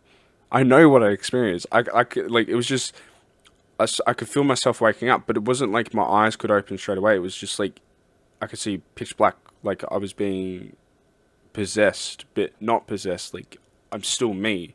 But I could feel myself start lowering to the ground. Um, but anyway, that was just an interesting thing. So moving on from that, staying in the streets for 2.5 years, and then I saw the person I was staying with for a bit again.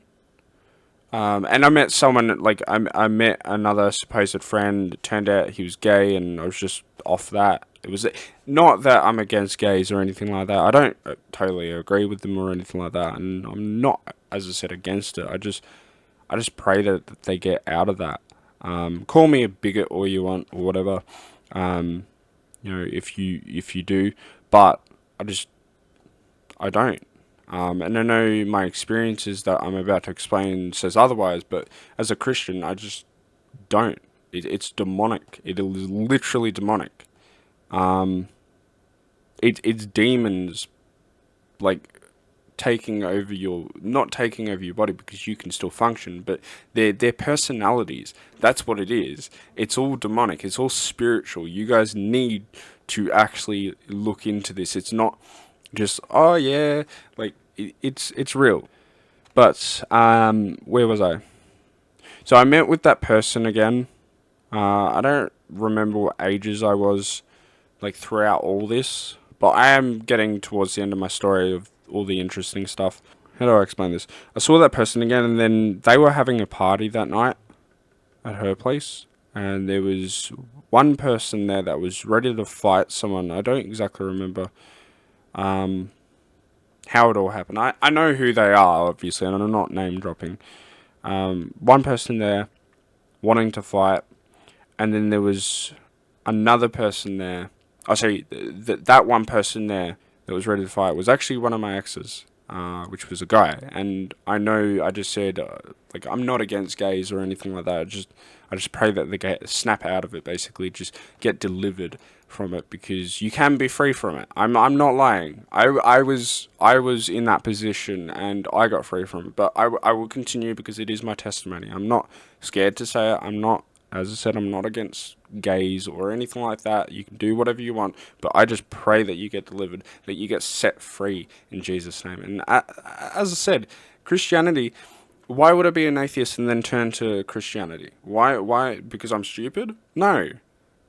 If you listen to all the words I'm explaining, it's all spiritual stuff. It's not just like, oh yeah, a normal person goes through it. No. No, not a normal person goes through this. But I ended up meeting my ex through that party, and I don't want to drag on with this whole entire story, obviously, because a lot of bad stuff happened with it. But anyway, he wanted to fight someone else, and then they became friends. Um, even though the girl that I ended up going back to live with, or going back to the party or whatever, ended up trying to cause the fight. It was just all demonic. It really is. So a lot of stuff happened there. I ended up having the party, and then ended up leaving there. I think I went back to the streets for a bit, and then my ex went up somewhere. I don't know. We weren't dating at that point, but, and obviously I've repented of all this. I am sorry to the Lord that I did all this, any of what I've done. But anyway, he went away for a bit, and then that's when it all started. That like all the like really terrible stuff happened. And it turns out he was a narcissist. And like 100% full blown narcissist. And I didn't see it at the start, but I'll explain everything this in detail. Nothing to do with like too far behind scenes. I'm talking like all the what narcissists would do. And I'm not trying to accuse or name shame or shame anyone. I'm just telling 100% the truthful honesty. So he ended up coming back, and I ended up going to that place, um, to that guy's place that he went to fight with, all that kind of stuff. Went there for a while. We started dating. I got really heavy into drinking, really heavy into weed smoking, all this kind of stuff. I felt really angry for some reason, and I realized it's spiritual now. Didn't have anyone to talk to. I felt isolated. I got basically tortured almost by this person because this one particular night during that guy's house that he wanted to fight, during his mum's house, all that kind of stuff, they had a taser, and they were trying to taser me and stuff like that. It was just torture, and I fell for it, and that's what narcissists do. They just make you fall into the trap. Yeah, nothing else really happened there. I moved out of there. We moved into a place. Everything just hit the fan really, really quickly, really, really fast. Like, it was okay for a bit, and then I think 6 months into it, more drugs. And just a lot of stuff happened there. I'm not going to go into depth with that one, because it's like just the normal stuff that people on drugs would do. Obviously, I experienced a lot of spiritual stuff, but if I continue with every little detail, it'll take like 6 hours for me to explain my full testimony. Like, I'm explaining my full testimony, but if I go to every little detail, it'll take 6 hours or 4 hours. And I'm already almost at 2 hours, and I'm not even finished yet. Everything just hit the fan. Moved out of there. Like, when I talk about hit the fan, I mean hit the fan. Like, everything just was off. Like, everything was just off. Moved into my ex's parents' place, I think. And then, no. Oh, I think so. I think I remember that. That was a fresh start in some sort of way, but it wasn't at the same time. Now I'm realizing. With that, though, we had to move out eventually. We found a place in Yokine, which is still in WA. Well, free from everything. I finally got an actual like corporate job, which I did terrible at. Did okay towards the end. I was there for like a year and a half or something like that. I don't exactly remember. It was over a year. Ended up losing my temper when I come home one day because I had over 40 people swear at me and all that kind of stuff working as a telemarketer, but I'm not in another country. That's the point. Like, I'm actually a person that is trying to fix your plan or whatever. So I ended up losing my temper, and then my ex got in contact with that person that was trying to fight him in that original, the same person. Found out that he was homeless, all this kind of stuff. Like, his mum wouldn't allow him in. A lot of stuff with him happening as well that we didn't know. I'm not going to go into that. But with that, they needed a place to stay, and my ex asked me because he didn't want to say anything, and I was like, I felt sorry, like I wanted to help, me being empathetic, and I said yes, and that's where it fell apart again. I've had a lot of falling aparts in my life, and now I'm a lot better. Like, I'm not like, I still have my bad days, but compared to what I've been through, it's not as bad. Then with that, we did more drugs again, but this time it was just even worse. It just, every time it got worse and worse and worse and worse, and the cycle got worse and worse, and my P word addiction got even worse. All this kind of stuff. I'm not going to go into that, but yeah, not going to go into details with that. But yeah, with that, the house was just trashed, a lot of arguments. I almost got set on fire by my ex, which I should have taken that as a hint that, that's a crazy person. I've never punched, like, I think I punched this person once because out of annoyance, not in the head, just because he pinched me. And that just made me punch in reaction. Like, I just got angry, and then that's when he started getting violent towards me. Um, and this was before we got back on the drugs. I'd never received any sort of violence. In the old house, I got an Xbox thrown at me out of rage, and I said, "Nah, I can't do this," and I went to leave because I had enough. I had enough of the bullying, of the being picked on, all that kind of stuff, and then he tried to say sorry and all that kind of stuff. And I'm not trying to play victim because this is what actually happened. I didn't do much. Okay, I yelled, but that was out of reaction because of what he was doing, because of being a narcissist. Yeah. So where was I? The house was trashed, and then something was just wrong one night. I just felt it in my gut, like something was up, and I realized now it was actually the spirit man or God telling me something was wrong because I felt like weird, and I don't think it was the drugs because I'd never felt this before, even before on the drugs or whatever. It was something in my gut or in my soul that something was gonna happen that night, and it did. Something really really bad. Um, my ex was abusing people basically, on the phone to druggies. And yeah, they ended up coming, the druggies, with a lot of people, that kind of stuff. Like, they went to not run through our house because it wasn't a run through or anything like that, but they went to start a fight. And I went to go look for weapons for self defense. As I look back, this person's got an axe, and my ex was out cold, like knocked out.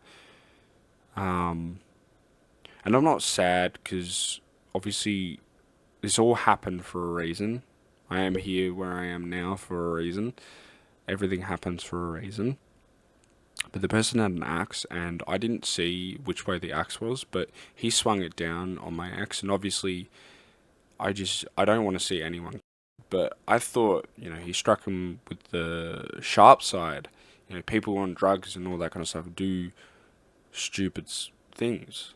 Um, but turns out no, just fractured chest plate and all that kind of stuff, like messed up face.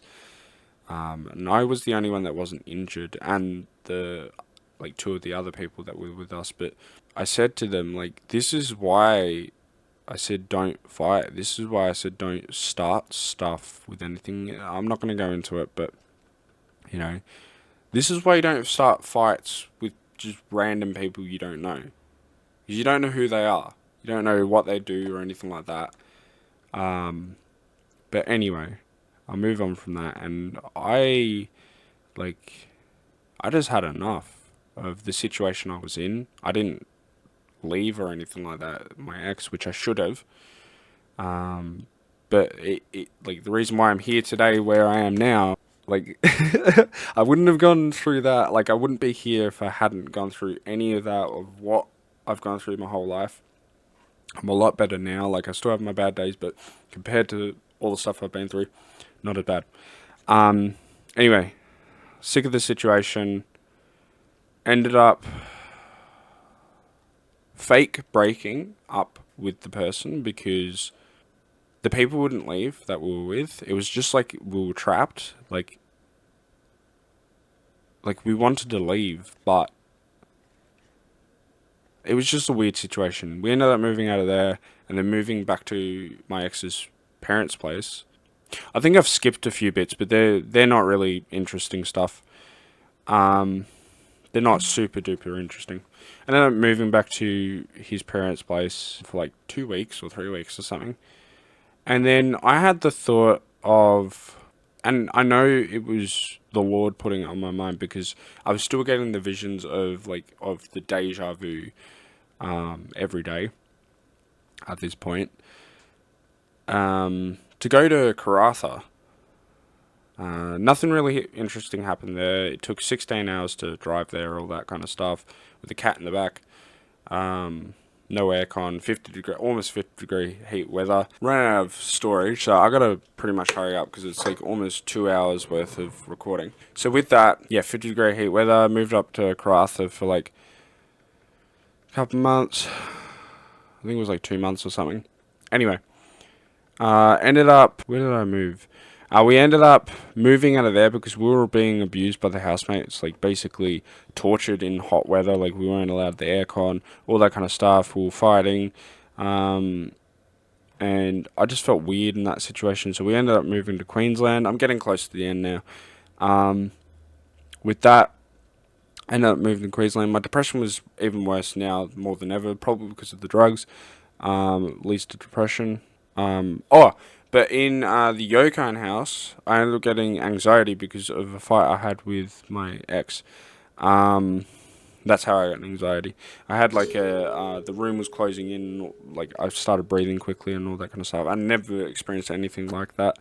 Not even up until this point. But moving on from that, I ended up moving to Queensland with his dad, all that kind of stuff. Couldn't find a job for a while. Ended up basically almost getting assaulted. Got into vaping for a bit, but I couldn't do it. Ended up moving to with his godfather, and then moving out of there, moving to a place called Cardwell into units, and that's when I first tried DMT, which is like the weirdest experience. It was like I thought I was dying when I first did it, and I didn't actually have much of it, and I feel like it was another demonic attack, because that is a demonic drug, by the way. Any psychedelic that is, any psychedelic is a drug. Any drug is anything that alters your brain chemistry. The fights were pretty bad there, and then we met two of these people, which were very, very, very bad, very bad. Were like super friendly to us, but like just narcissistic. And I could spot it from a mile away. I didn't know what narcissism was then. I do now. They had all of, well, actually one of the people, like one of the persons did, because they were exactly like my ex. It was the male of the relationship, and then the female was kind of like had the that syndrome that makes you stay with your like the abuser or whatever, which I'm guessing I had that or have had that. Anyway, moved out of there into, oh no, it wasn't into a different house in Cardwell. Fights got worse then. And then I decided, and in the meantime, I've been signing up to different things like cash converters, because I had to pay a bill and then I couldn't pay my cash converters, all that kind of stuff. And then what was it? Moved into the Cardwell house, signed up to internet, which I never really paid off, which I've paid off now. Not the cash converters, I'm paying that off now. But yeah, signed up to internet, and then I fell behind on that. Got a job somewhere else. Actually, it was a really good job. I just didn't really like the boss. I don't hate him, obviously. I got to love all my neighbours, as I love myself. I love myself as I love all my neighbours, whichever way it is. Yeah, the fights got bad there, and then we moved to a place called Ingham, and then now we're, in the Cardwell house, we got back on the drugs. It was just a cycle. It was just a cycle with my ex. It was just terrible. It was bad. It led me to where I am now, which I'm happy. I'm really, really happy. I don't want to continue like too much on my ex, but anyway, I'm almost to the end. I ended up moving to the Ingham house, back on the drugs again, but this time I did MDMA, but the actual like the raw powder. It wasn't just the capsules. I'm pretty sure if I remember correctly. I did ecstasy as well. I did LSD. I've done a lot of drugs, and I'm glad I'm off them now. I am I am so glad actually that I'm off them. But moving on from that, moved to the Ingham house. Dealt with some hard stuff, especially with my pets. One of my pets ended up with parvo, or two of them. One of them survived. All that kind of stuff. Fights were really bad in that house. Moved out of there, and this is where I'm saying I should have realized what was happening when it was happening. Moved out of the Ingham house into another Ingham house. Fights were yet again still pretty bad there. It was just everything was getting worse and worse. I got another job. I was actually on benefits for a bit, but it wasn't much benefits because it was like $800 a fortnight, which isn't gonna have anyone survive. $600 a fortnight or something like that, which isn't much for anyone to survive on. And then I got a job. I got clear off the drugs. I didn't want to do anything with drugs. I had enough of it. Instead, I went to alcohol.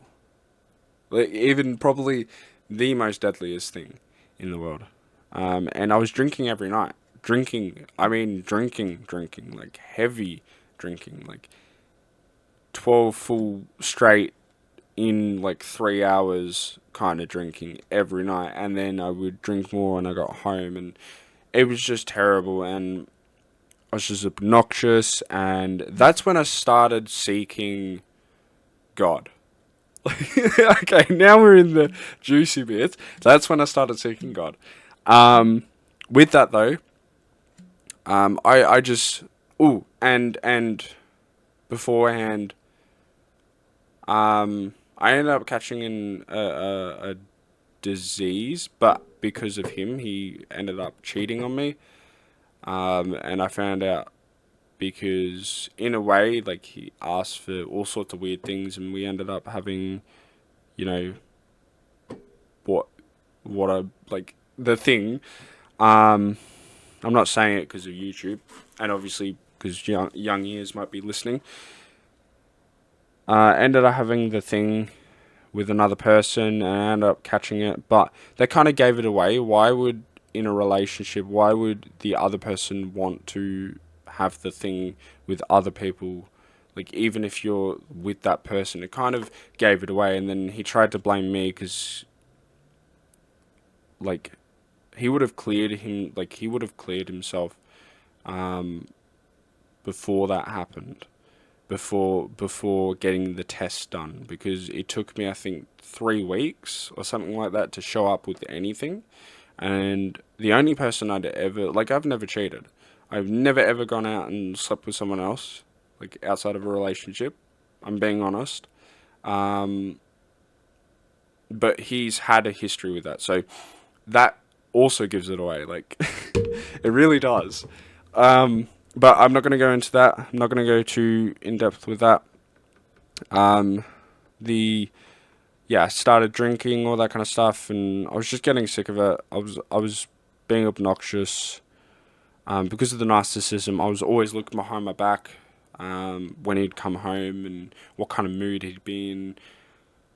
And I was just, one day I just prayed to God. I didn't know how. I was just like, if there's something out there, I just pray that you help me. Like, I think that's what I said.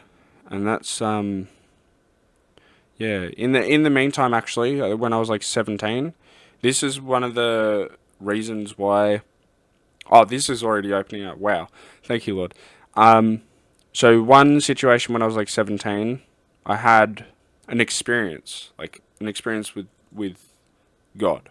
And I should have I thought it was me from the future, and I'll get into it now. But it turns out no, because God told me. I felt like God told me that it was him that did it. But so Satan went to attack me because he knows that I'm gonna be here now talking about this, because it's true. But there were some Africans up the road, and up the street, and I'm only saying Africans because they were, and they were looking to fight, and I think it was Satan taking over them to look for a fight, and they saw me, and this guy all of a sudden, and this what is making me say it's God, for one, and God's already told me that this guy showed up, like, this one guy showed up, or two people showed up out of one guy showed up out of nowhere, and he said, "We need to move." Just those words. And there was this like little side road that we took, and we walked away, ran away, or whatever. Escaped from that, and that's what I mean. I thought it was me from the future or something like that. It sounded more plausible at the time that for that more than God. But now I look back on it, and since God's told me, it makes more sense that it's God than me from the future. Because God told me, yeah, I sent someone to protect you because it was going to be Satan that would have attacked you, like stopped you from sharing your testimony or doing what I want you to do. But yeah, that was the situation. Another one was I was walking through the city one time during the night, and I know it wasn't Jesus because I don't think Jesus would have done this. I'm not saying Jesus like completely wouldn't have done this, but someone walked past me and said, "I am Jesus. You're going to be a football player." I'm not a football player, so that's why I'm saying I don't think it was Jesus, but it could have been.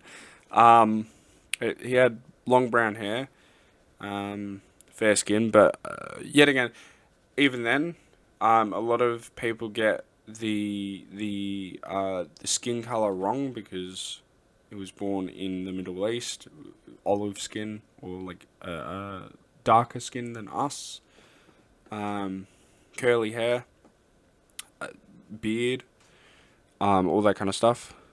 I don't exactly know what he looks like, but if you think about it, that's what they would have looked like in those countries. But anyway, moving on from that, where was I? Drinking. Fights were getting worse, and then one night I actually he went to go see his mum apparently, and I went to go drinking one night with two of my friends at the time. I thought were friends. They were pretty honest people, but I don't think I don't know if they liked me or not. I could be wrong, but anyway, one night I was sitting there drinking, and I feel it was the Lord. Like I didn't know about it, but I feel like it's the Lord. Like it was the Lord telling me something. And beforehand as well, I actually found him. He like this is what kind of like made me think of it as well. He had a grinder on his phone. He was also messaging people and all that kind of stuff. And I confronted him about it, and like I had proof, and he denied it, even though I had the proof like right there. I showed it to him, and he's like, "Oh, I don't know what you're on about." Um, or he's like, "Oh, I was just messing around, all that kind of stuff." And yeah, anyway, I was drinking with the friends one night. Actually, no, he was drinking with us, and he got like he blacked out. He was blackout drunk. He couldn't remember anything or anything. Like he couldn't control himself. He was basically possessed. Like he was possessed by a demon. And this is what made me like think. This is where I caught him out with the messages on Grinder and all that kind of stuff. Um, if you don't know what Grinder is, it's an app. Anyway, and I wasn't on it. By the way, I was not on that app. Um,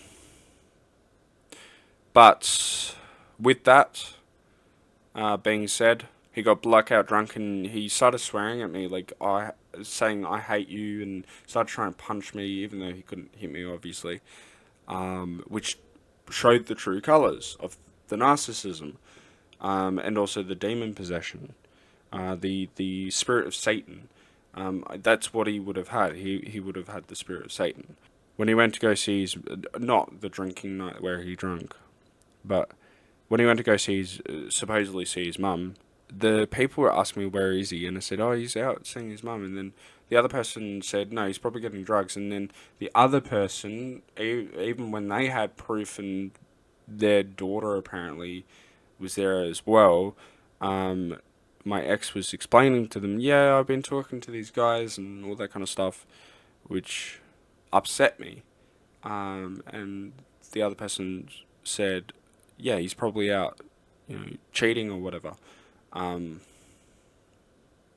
it all started clicking together, and I was like, yeah, it kind of makes sense because I've seen him like message other people, and then I left there. I got really, really drunk. I got really, really angry.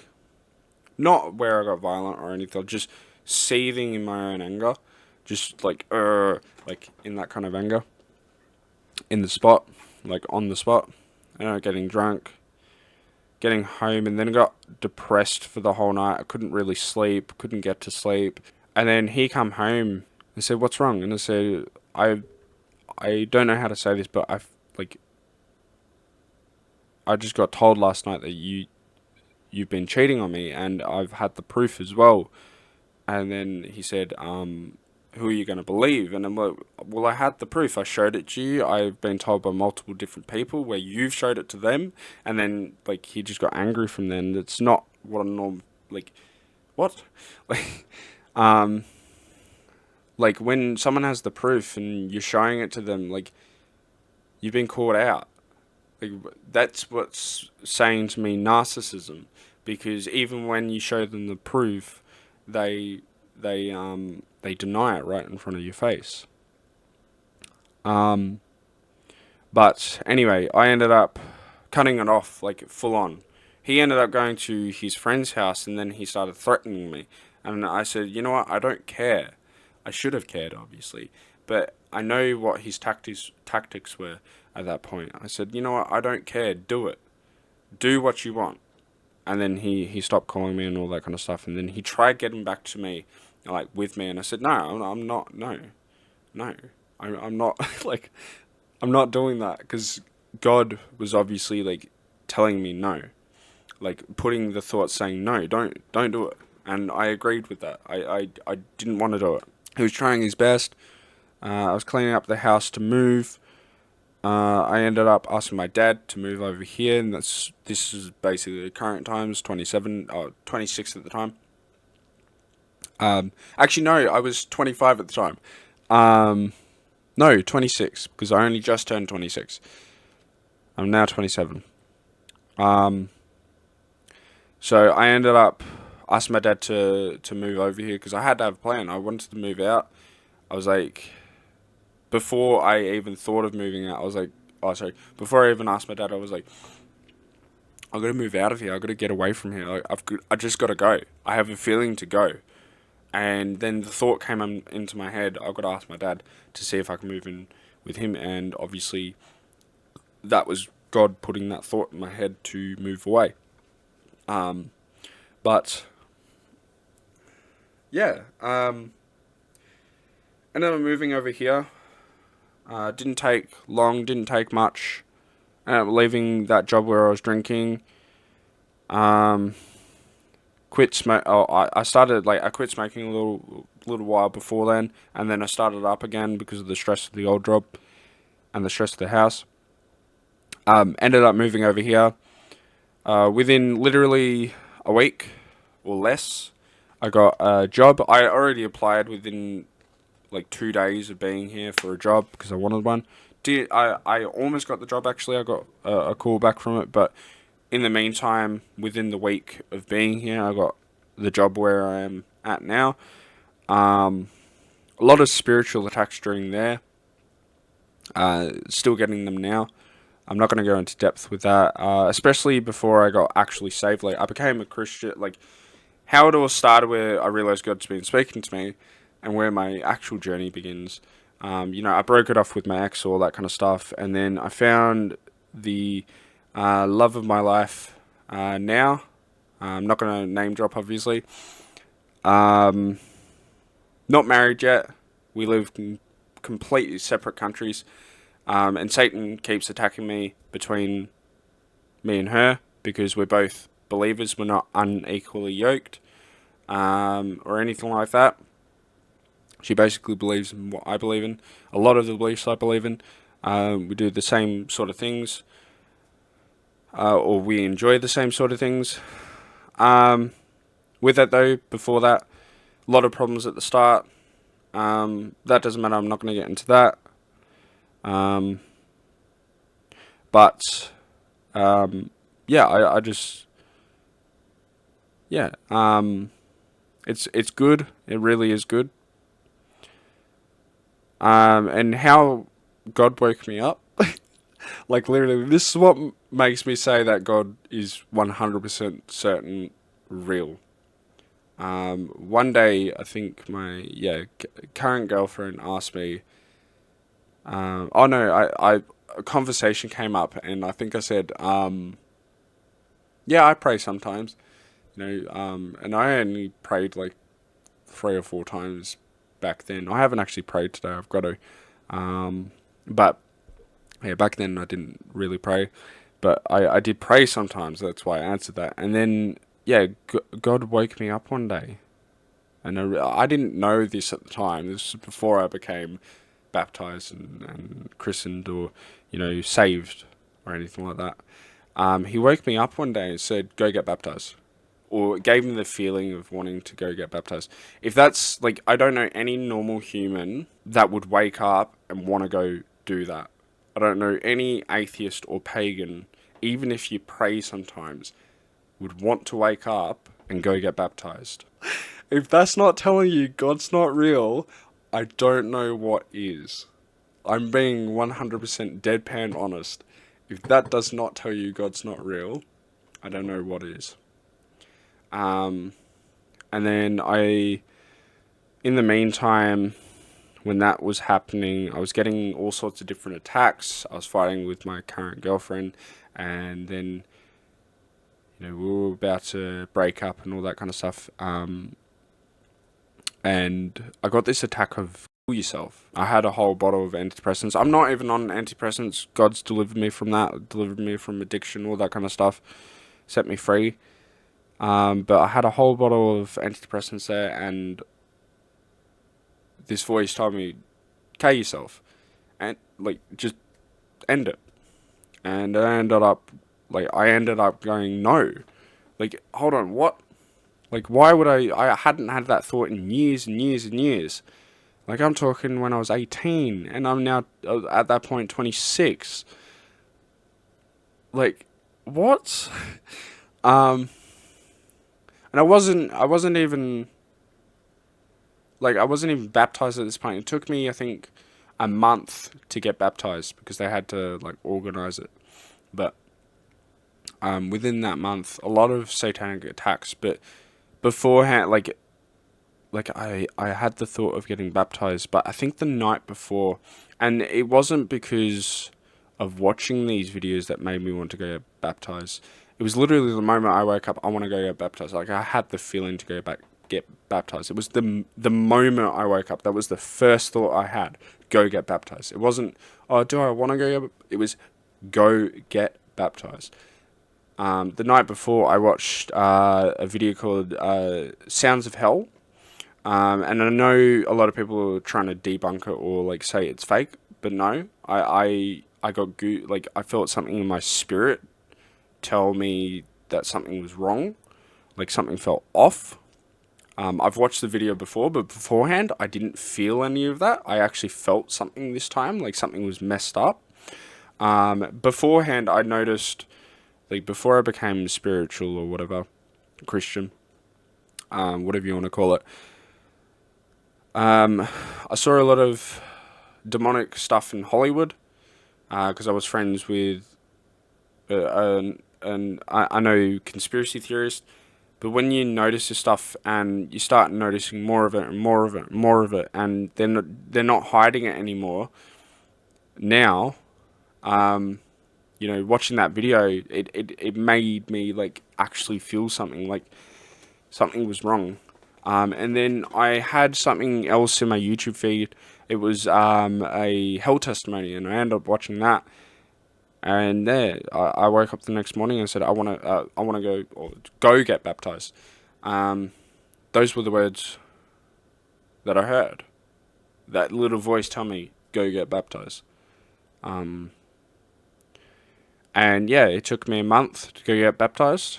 And then now I'm on the journey I am now, and God's answered all my prayers, or majority of, like he's answered the prayers, but some of them still have to take place, like actually take place in the physical. All of them get answered in the spiritual, especially the ones where he's answered, like out of 8 billion people, or however many people are doing YouTube videos, God shows me in YouTube videos of my prayers being answered. And I know that sounds a bit whack or out of place or crazy or whatever, but it's true. He can do that. He does that.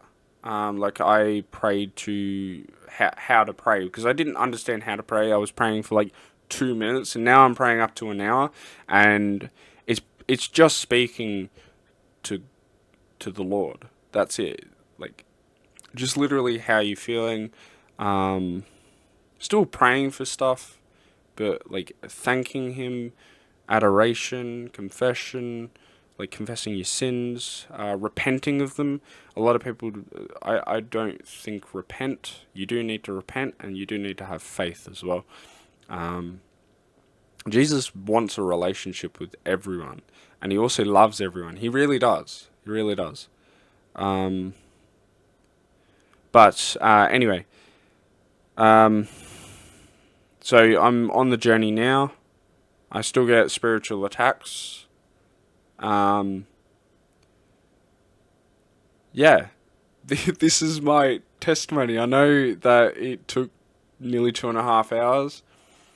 I don't think I told every single thing, but it was just all the interesting stuff that I've been through. I still get spiritual attacks with my current girlfriend now because we're both Christians. And I realize Satan doesn't want that happening. He doesn't want two Christians be together. And because we live in separate countries, he's trying his best, or he's probably not even trying, but like he's doing something to stop it from happening. But I'm going to see her, and I want to be with her like forever, or as long as I live. There was like a sense of deep connection. But yeah, I just love her. Like I would love to talk about it, like, but obviously that's not what this video is about. But yeah, this is my testimony. If you could please like and subscribe and press the notification bell so you don't miss out on more uploads, that would be great. I just want to pray now before I leave. Just a quick prayer that I pray right now, Lord, that anyone who watches this turns to you, Lord, and becomes a Christian, whether they're an unbeliever or a believer, but not setting like their full faith towards you. Because as I said earlier in the video, faith is just believing, first believing without seeing, and putting your your full trust in you, Lord. And I just pray that's in Jesus' name, Amen. Thank you guys for watching. I want to say see you guys next time. Bye.